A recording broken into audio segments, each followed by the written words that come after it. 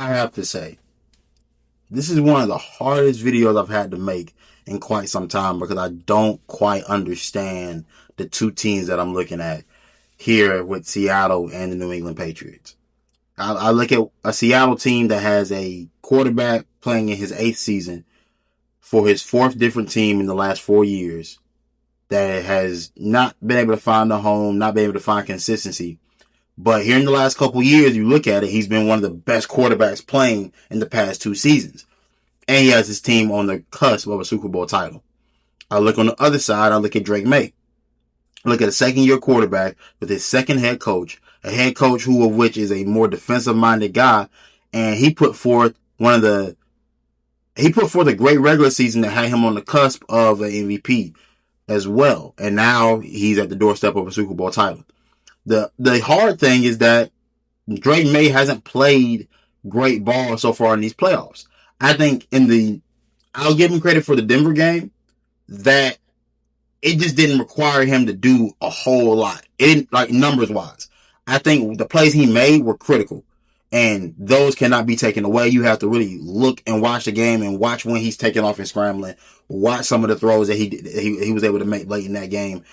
And due to those inclement conditions, I give him a lot of credit for being able to keep the ball clean and make enough plays to give yourself a chance to win that one. And the rest of the games so far throughout the playoffs, and against Houston, I thought Drake May was just as bad as CJ Stroud. Just as bad. Just they were able to do a few things that were able to help them win the game. Credit to their defense, of course, but they were able to make more plays at the end of the day. And also didn't have the greatest showing against the Chargers either. So we haven't seen that quintessential performance from Drake May that we saw all regular season. And those are things that can be questioned, but it is only his first playoff run. Now, then you look on the flip side with that Seattle defense. In their game against the 49ers, they looked every single bit the part that they had been all year. Dominant, getting after it, forcing turnovers, special teams making plays, everything working in cohesion and getting a dominant win. Then you look at the game against the Rams, where that had been their kryptonite all year. The Rams had been the one team that was able to get up and put numbers on that defense. And you saw it there again. Matthew Stafford probably playing the best football of all the quarterbacks left in these playoffs. He is the best quarterback. Well, he was the best quarterback this year of all the guys in the league. And he put forth a great performance and a great showing. And that defense struggled mightily to get stops. But still, in certain scenarios, you saw their high level of play, their high caliber of players making plays there towards the end in order to get a victory or just being able to do just enough. And then I started thinking about this matchup in totality. It's hard to sell me on, while I do favor Seattle. That is the team I'm going to pick going into this game. That's who I'm rolling with. As much as I trust that pick, I also have to admit that, it's still Sam Darnold on the other side of it. And no matter how well he's played, and it goes for anyone, but especially for a guy who has a history of it, he is due for one of those games where he gets sloppy with the football. A couple mistakes happen here and there. And the reason why I feel that that's probably coming and that'll spell the end of the season for that team is because I have a deep respect for Mike Vrabel and what he's able to do defensively. And if you look at their playoff run thus far, what it's been is their defense has been able to create turnovers to a point where you just can't fail. That's what's kept them afloat and kept them ahead of the curve against every team that they played thus far, is that they've been able to force turnovers. If we take away the turnovers in these games for the New England Patriots, I don't think they beat Houston, and I don't think they beat Denver without those turnovers. Every single one of them was necessary.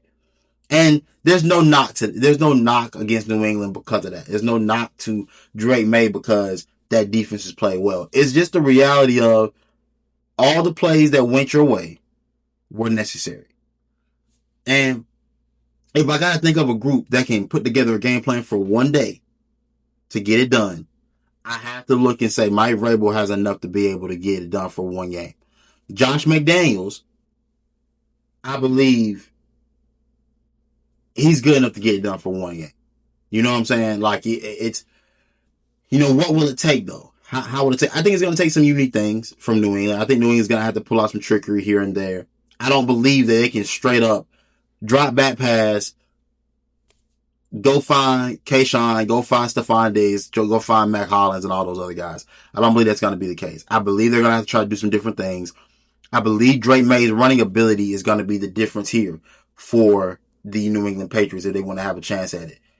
They spare no expense. You have to lay it all on the line, which I figure he probably will. But in a game where you have a defense that's that athletic, that's that physical, the one thing you're going to have to be able to do is make plays off script. That's where every defense is vulnerable, no matter how good you've been. Can you create off script? Are you willing to go make the plays with your legs? And when the time calls for it, can this offensive coordinator dial up a series or a couple of series where we just straight up work this defense down the field?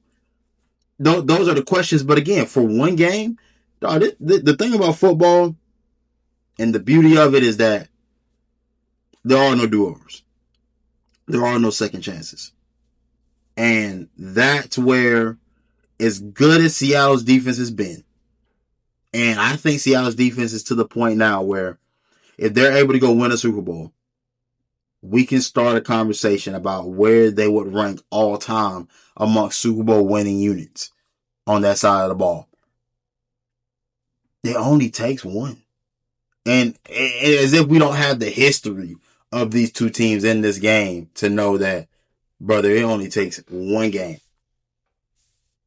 So it's so everything's on the table, everything is capable. But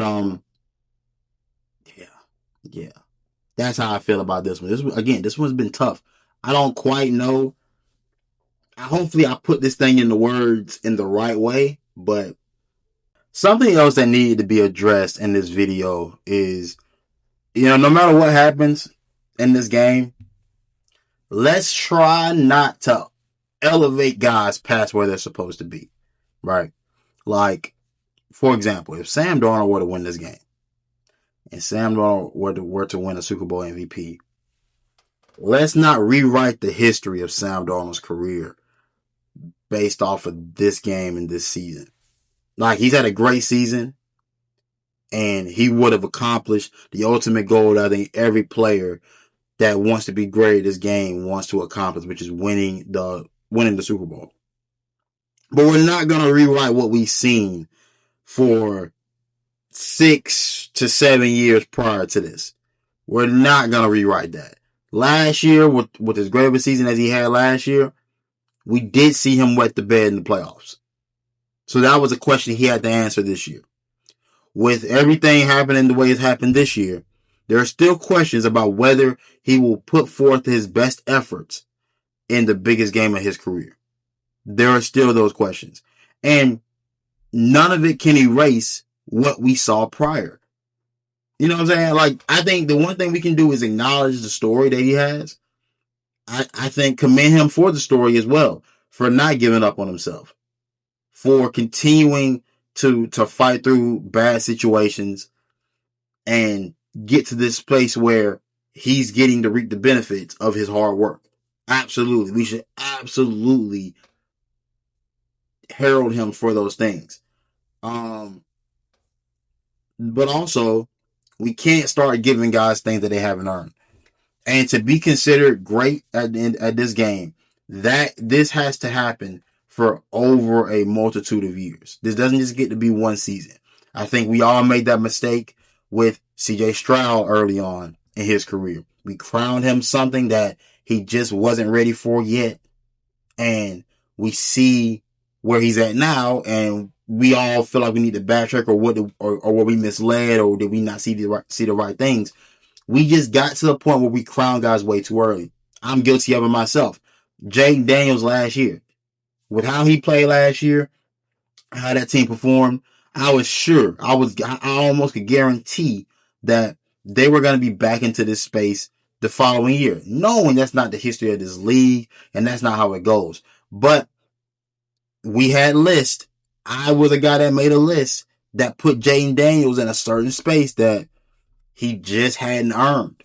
He just hasn't done that consistently in order for me to be able to say it. High level talent, opportunity, and chance for him to be in that space for years to come, but just isn't in that space yet because you haven't done it consistently. And the same goes for Drake May as well. No matter what happens, whether he's able to win a Super Bowl and whether he doesn't, I don't want to elevate the guy to a space where he hasn't earned it. I think that's one of the things that's happened with Cam Newton and Drake May, and now the New England fan base is clashing with him. Is that it's not that Drake May isn't good.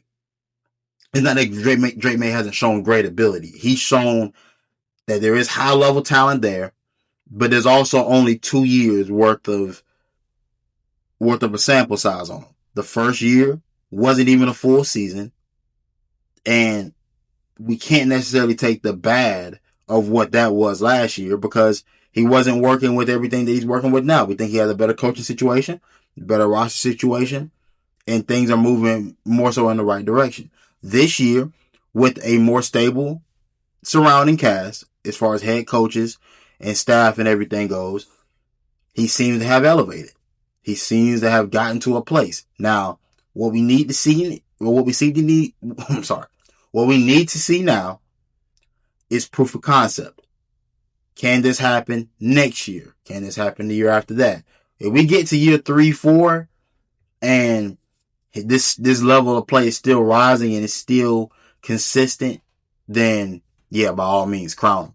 Crown him is one of those types of guys. But we'll do things and we'll have guys in conversations that they just simply do not belong in. And I think we do have to come off of that in these sports convos. It can't be so hyperbolic where the last great thing you saw is not the best thing you ever seen. It can't be the case, man. There's history. There are guys that have put in more work. There are guys that have done more to be heralded in that position than other guys have. So that being said, I'm out of here.